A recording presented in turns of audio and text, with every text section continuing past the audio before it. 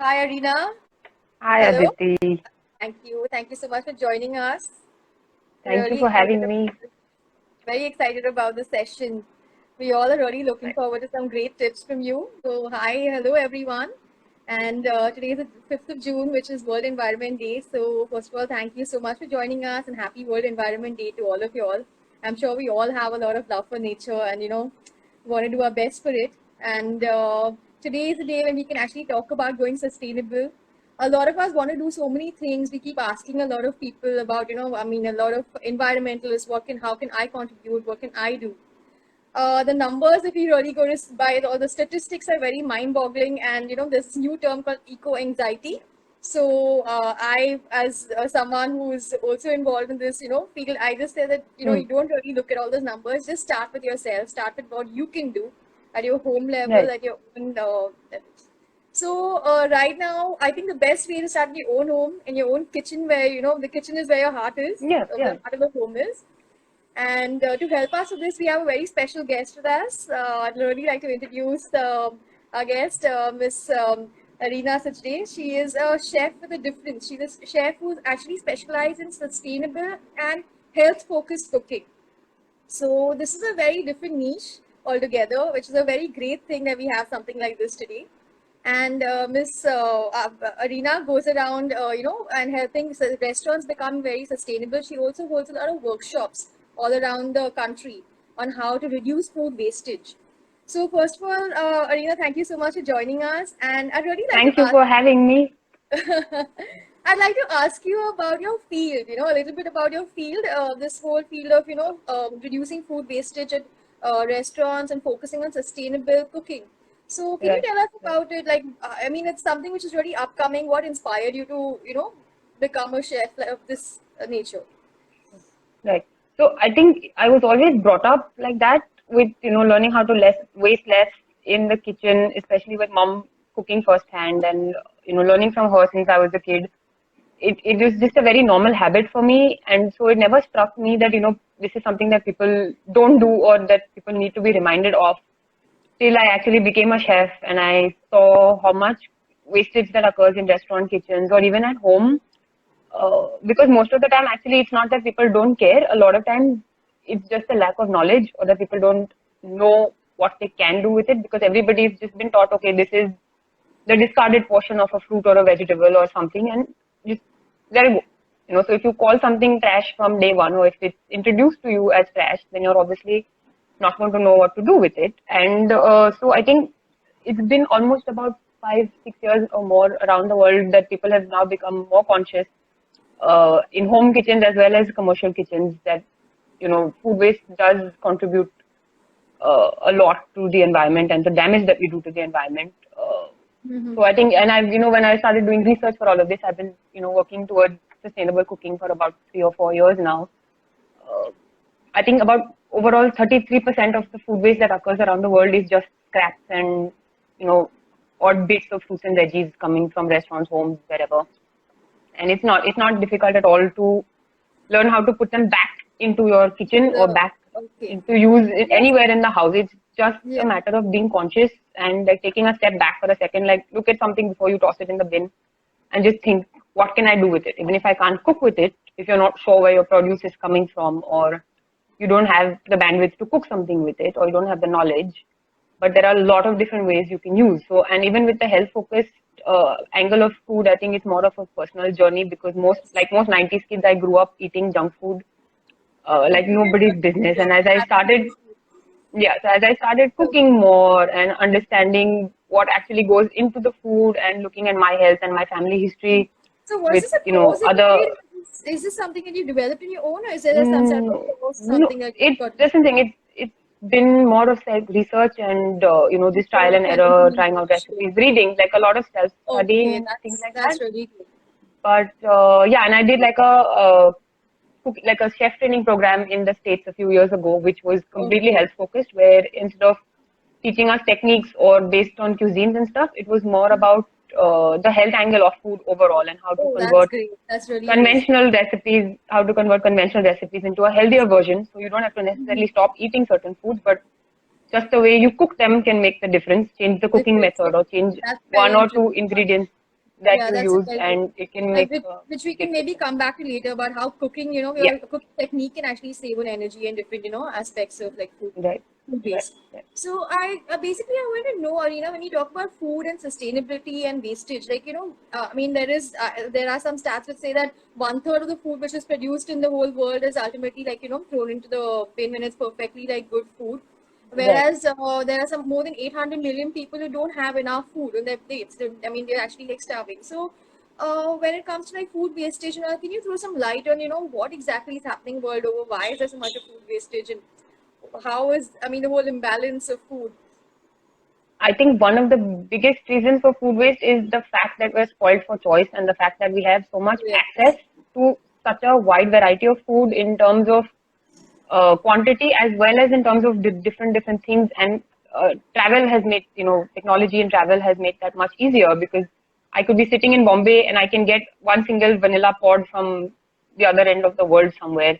absolutely. Or, I can get chilies from Mexico or something like that, which was the trend for a long time, that even with restaurants and things like that, they took pride in displaying on their menu where that particular one single ingredient has Where it been come flown in from? from. Which now I think that trend is shifting. We're moving more towards focusing on local food and to showcase what Oh, was yes. procured from as close to us as possible. And I think one of the biggest reasons is that all of us kind of just slacked off and took it for granted that there is enough food, especially in urban areas, and from that one third bit of the food wastage, actually majority of it comes from urban areas, from people like us, and because it's very I easy for us, we think don't right. think There's twice so much before tossing access something to in the food. way. We have so much access to food all over. When you're hungry, you just could dial someone and the food comes over. And we Right. don't have connection with where the food is coming from. If you actually see how the food is grown and how the entire link behind it, I think you'll value your food a lot more. But how do Correct. we So as in it, urban consumers, like I want to know how do we become, form that link and how do we become conscious of what we're consuming? I think people are becoming a little more conscious, and I think it's that disconnect that we had with where our food was coming from because we were so used to fancy packaged foods with big brands and different ingredients and things like that. Now people are realizing the value of actually knowing where a fruit or vegetable actually comes from. I think our generation is coming back to it slowly because our grandparents were that generation where they ate food that was available as close to them as Locally grown possible. and locally, And yes. And, I think our biggest problem right now is food is not a matter of survival. It's become a luxury for us, right? Where food is actually fuel for your body and it's supposed to be a it's a thing of luxury. survival, which is why Yes. people who don't have access to food or who don't have the means to buy food, for them it is a matter of survival, so they value it a lot more.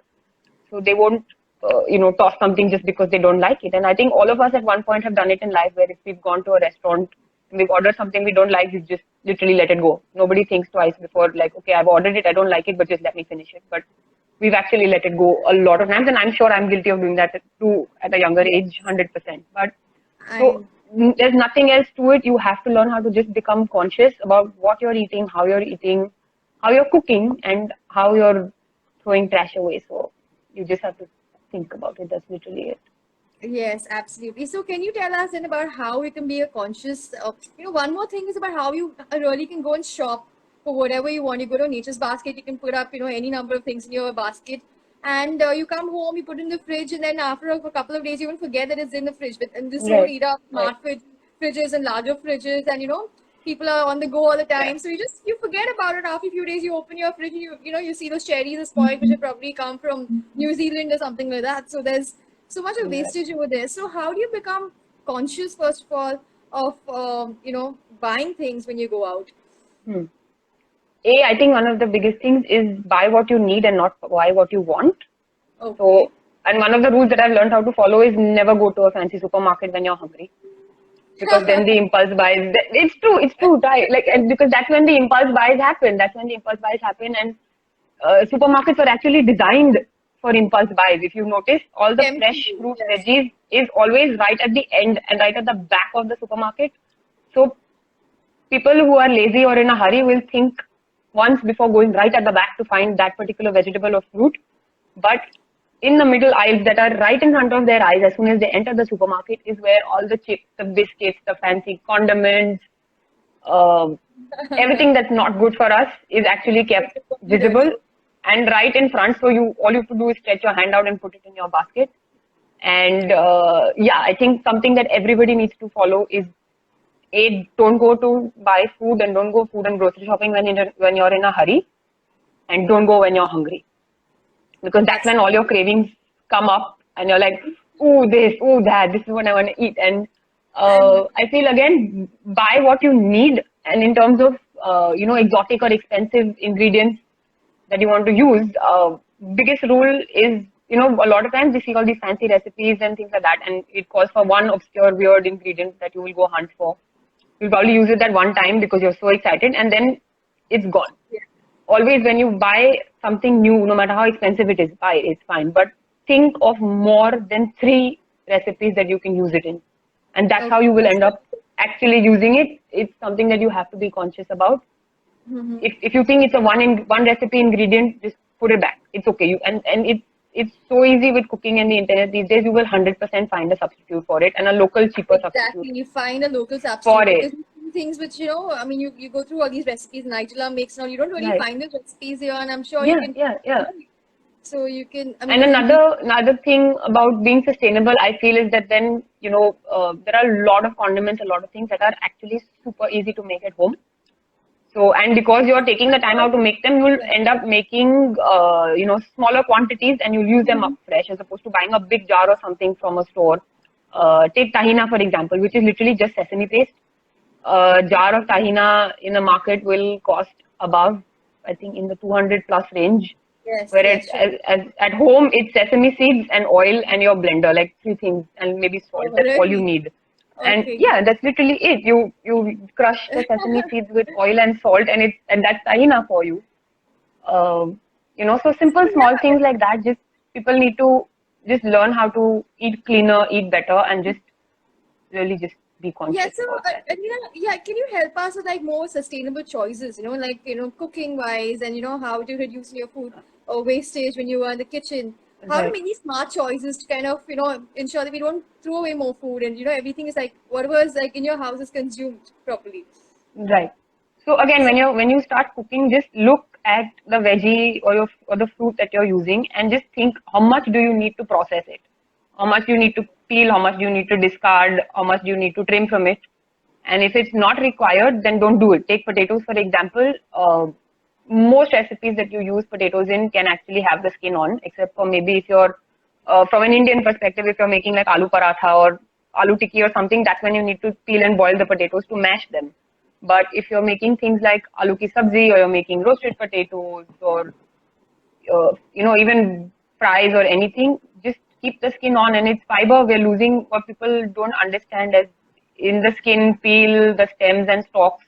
That's where all the nutrition actually is, and it's less in the veggie and the fruit itself. So, just look at it. And with peels and also, can you tell us about these kind of things? So, but the first thing to do is, if you don't have the time or the bandwidth, is just don't peel the veggie. Just don't strain the sauce, don't strain the soup, don't strain the juice. That's the first easiest step you can take, and that's where you start reducing food wastage like immediately. But other than that, it's very easy. Another thumb rule I have is, if you have peels of most veggies, if you can't think of anything, turn it into a chutney or a dip. It's the easiest thing. Or toss it in oil and with a few seasonings and bake it in the oven. Those are the two simplest things. Again, are, suitable to use in these kind of things, because I can't think of potato, any root. Most root veggies you can use. So potato, carrots, radish, even pumpkin skin is usable.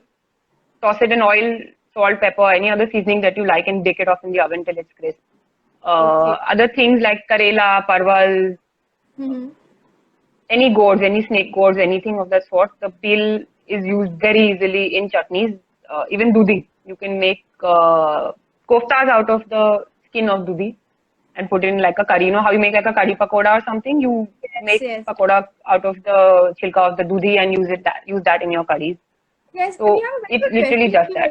About how people are really worried about the pesticide, content of these peels, because a lot of these vegetables are sprayed from the outside. Right. So how to ensure that you have to know where your fruits and veggies are coming from. I think that's the biggest thing that all of us have been missing out on all these years, because supermarkets just make it so commercial that you don't know where it's grown, where it's coming But even from. if you buy from a local sabji wala or something, how do you Not ensure even that? that. Let's no try connecting to farmers a lot more. There are Okay. enough farmers markets across the country now. First, it was a very big city thing, but there are smaller towns and cities which also have farmers markets now. And just Mm-hmm. go buy veggies yourself, or at least go first few times, and then you can instruct your staff or whoever else buys it for you because you already have it. But So you mean like deliveries are super supermarket easy. stuff. Avoid Yeah, yeah. Or supermarket. there are a lot of Actually. avoid it unless you know it's organic. If they have certifications and stuff, yeah, it's not Mm-hmm. always possible to go to a farmers market, and they don't exist Okay. every single day. It's more of a weekly or a weekend thing for most cities. Mm-hmm. But even if you go to like a supermarket, like a Nature's Basket, Food Hall, anything, they have an organic section now because Mm-hmm. everybody understands that a lot of consumers want that. And as long as you know the source of your veggies and fruits, it should be okay. But if you're unsure, then I would suggest just start composting. At least you're still not, throwing all of it in the trash, and the composting will help you grow more food and just kind of close the loop out on everything in the kitchen. And or Yes, you can give composting. it to your society to use. Coming to composting, I think that's a very important way to reduce the amount of food waste Yeah, that we throw out because at least right. whatever is going to the compost bin is going back to nature in a certain way. And Yeah, also yeah. there's this whole aspect of food security and composting. So can you throw some light on that? Because these days, I mean, people You're are the best person to do that. You're the best person to actually do that okay, right now. yes. But So basically, the whole connection is that like the topsoil and soil is losing its nutrient value and its fertility because of right. all the chemicals that are being sprayed and soil erosion and those kind of things. So we really try to promote composting because that is the best way of putting the nutrients back in the soil. So food waste in the kitchen, I mean, at least from our perspective, we look at it as something which is really a resource for the soil, and Hmm. 70% of your waste which comes out from your kitchen can be reduced by just by composting it. So that is something that we really promote, from our Right, UR right. perspective. So can you tell us whether from your perspective how you really use compost in maybe growing herbs, spices, or anything that you do out of compost or Yeah, again, it's very easy to, you don't need like a big space to grow small things like basil or curry patta, mint, all of that grows really easily. And, try just having a couple of pots at home. And if you can't compost at home, maybe try and get your building complex to do it. And it's easy because then so yes. many homes are there to produce that much waste so that, you can have like a big composting bin in the backyard or on the terrace or something like that. Okay. So But yeah, I what think are people, you have to start at an individual level, but you have to then involve people around you, and that's the only way you can make a bigger impact. So if you start with your house first, set an example, then convince more people in your building, and then again make it a building thing. Then you move on to your neighborhood, and that's how you can get things done on a bigger scale. Absolutely, I completely agree. Yeah. So, Arina, any other tips about how to reduce, food wastage, when you're cooking, as you said about cooking techniques and all? I think that was a really Yeah. interesting aspect. So, some more, ideas in that and some more. Again, just keep reading, keep looking up, and the simple thing is to just apply a little common sense. If the ingredient is used in a particular form in a particular recipe, most likely the peel or the seeds or anything can be actually put back into that same recipe, and like you can literally close the loop on that. And if Okay. not, try and save it and use it in another thing. Another easy thing to do is just collect all your veggie scraps, peels, skins in a box, leave it in the freezer, keep collecting till you have enough, Oh, make really? vegetable stock, Oh, and yes. I then mean, freeze that's a that great. as well. You can, yeah, you just freeze it in little ice cube in your ice tray and make little ice cubes of vegetable stock for you to use later, and it's easy to store as well. So Okay. there are a lot of easy ways which will probably take 5-10 minutes out of your cooking routine to use up Mm-hmm. all the waste. But if you have the time, then yes, there are a lot of fun recipes that you can make with carrot skins. I make a pesto during my workshops. I teach people how to make a pesto using carrot skins. Okay. We make a soup using potato skins because potato Wow. skins as a snack are the most common thing in bars, like across the world.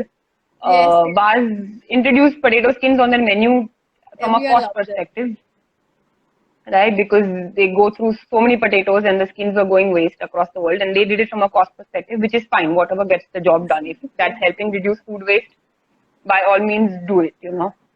So yeah, So just you can just do keep thinking, that keep as reading, well. keep looking up, and that's pretty much it. Okay. Any other hacks in the in the kitchen that we could really use something like that? So many people are reusing jars and things with, things which are broken for different things, different purposes, like to repurpose them. So any Yeah, so other it's like always good to save stuff. Like I feel whatever you can save from going into the landfill immediately, and how much ever you can delay it, it's a good thing. Even if it's an old toothbrush, we're all trying to make a change and move to like more eco-friendly toothbrushes, but we all have plastic toothbrushes. And so tossing it once you're done, save it to use for other things, to use clean the grout between your tiles, to scrub, clean combs and brushes, something. Just keep it if you have the means and the space, and find other uses for it till it's at the end of its life, before it ends up in a landfill, or till you find a better way to dispose it so off, this or is basically, what recycle we've it. been, yeah, what we've been doing in India for Yeah. like, I think centuries, where Yeah, I like think it's very common. And Indian moms and grandmoms love their plastic containers and their takeaway dabbas and all of that. So keep those. absolutely. It's always nice if you want to send food to somebody, or it's recycle, reuse. It's a good thing. And Okay. even when it comes to food, when you don't want to use it in cooking itself, there are a lot of different things you can do with the scraps and peels. Something as simple that my mom has been doing forever is, after she's done eating the papaya, she'll rub the inside of the papaya skins on her face, and that's like a face pack, and she'll wash it off after 10, Oh 15 yes, minutes. that's very important. Yeah, Uh, that's a really fun thing to do. If you have bananas rotting at home, blended with olive oil, and that makes an amazing conditioner, like a pre-wash conditioner for your hair. Oh really? Wow. Avocado skins and the pits inside can be used as a natural dye for like fabric and craft paper and stuff. Same thing with That, onion skins, carrot skins. So you basically boil them, simmer them in water till the color is transferred to the water, and then you can dip fabric or paper, handmade paper and stuff like that, and do crafts with lovely. your kids. Right now, everybody has the time. I didn't know this. This is really Yeah. exciting. So yeah, And you can use food in a lot of arts and crafts as well if you don't want to put it back into your food. Another thing to do with citrus peels, if you don't know where they're coming from, dry them out, powder them, use it as a face scrub or a body scrub. Or what you can do, one of the easiest like all-purpose house cleaners to make is take regular commercial white vinegar and keep adding lemon, any citrus skins, lemon, orange, grapefruit, all of that. As you keep using it, keep adding it to that big jar of vinegar, and like after a few months, strain it out and you put in a spray bottle. It cleans all your surfaces, glass, uh, marble, all of that. Anything you can clean with that, and it's a nice all-purpose cleaner. Even the floor or anything for mopping and all of that. that's amazing. Coffee again. Used coffee is really good to use as a body scrub, face scrub. And at home we don't generate that much, but a lot of coffee shops like a Starbucks, Cafe Coffee Day, anybody, if you request them, and if you're a regular there, the staff will actually save the coffee grounds for you. Even at the pantry at Kalagoda, we used to leave jars at the exit for the guests to take home, because we go through a lot of coffee at the pantry. So we started doing that a few months before the lockdown. We started leaving jars of. Let's So tell we used to us get a like lot of ingredients in jars at the pantry. So we use those jars from other, wash them, label them, and we put coffee in it and leave it for the guests to take out with them. oh wow, that's really interesting. Yeah. Can you tell us about something more about what you did in the pantry, to make it sustainable, because it was really known for its sustainable practices. So that is Right. really interesting. So yeah, the whole idea was to try and audit the entire menu and their operations to see where the waste is occurring. And again, food waste is not just about the environment; it's also about nutrition. It's also about the economic reasons behind it, right? You end up saving so much. So in a restaurant, if you're throwing away 30% of your ingredients, that much is going out of your food cost. So if you can find a way to put it back into your menu, you're actually getting your money's worth, because you still paid Okay. for the entire fruit or vegetable, but you're throwing away 30% of it, and that's actually a loss. Uh, so what we did at the Pantry Cafe is I spent a few shifts there, and made like a long list of everything that was going into the bin, and we started from there is to see where we can fit it back into the menu, into the same dish or in another dish as an accompaniment, as a base for something. And that's what we kind of achieved over the few months that we were working there. That we had a menu entirely created from the waste of the juice counter. That's it. Like not even the kitchen, just the juice counter was generating so much in terms of, because it's a cold press juice counter, and the juicer had a strainer built in, so we didn't have a choice That's anyways. amazing. But we used that pulp to create a menu with at least about 8 or 9 dishes and a couple of beverages. which did really well because all the nutrition is stuck in the fiber that we're straining out essentially, right? And fiber is, I think, one of the most underrated nutrients when it comes to our generation and the generation before us, because we get stuck in this vicious cycle of using external things to help us regulate our body and system. But if you Yeah. just stop straining, if you stop straining your soups and gravies and sauces and eat as much fiber as you can, you won't That's have too a many health good health issues as tip, well. you know. That's a really good way to Yeah. like ensure that you remain healthy and sustainable at the same Yeah. time. Any more of Yeah. these kind of tips to remain healthy for like, for being Lots for of things I increasing. can go on and on for Yes, hours. People please will do. like pass out. Please do. No, no, But I'm sure we all enjoy yeah, this. just So, simple things like that. You can do a lot of things to just for your own skin and for your hair, like things like I said, the potatoes and this and that. Even something as simple as the water that we use when you strain out yogurt. Like a lot of people hang the yogurt to make dip and uh-huh. all, right? And that water also is usually always thrown away. But that water is actually really amazing to use in making bread or to knead your dough or even put in, if you're making curry. If you don't So have it's dahi, really put big that pani protein. and dal. I heard Yeah, that's it's really whey. big. The whey Yeah, protein is actually still very there in that. So we had a lovely soda. We used to make a naturally fermented whey soda at the pantry using the water from the oh, yogurt, oh, and that's lovely. that did really well on the menu. Yeah. Okay, that's really great. So, Arina, coming back to home kitchens, because Right. that's a place where lots of food goes waste because we just don't know how to store it. I mean, we sometimes tend to overcook. Sometimes the fridge is Hmm. really a mess. So, what are some tips to really manage your fridge well to ensure that we store our food? I mean, the leftovers well, so that we can reuse it in the best way.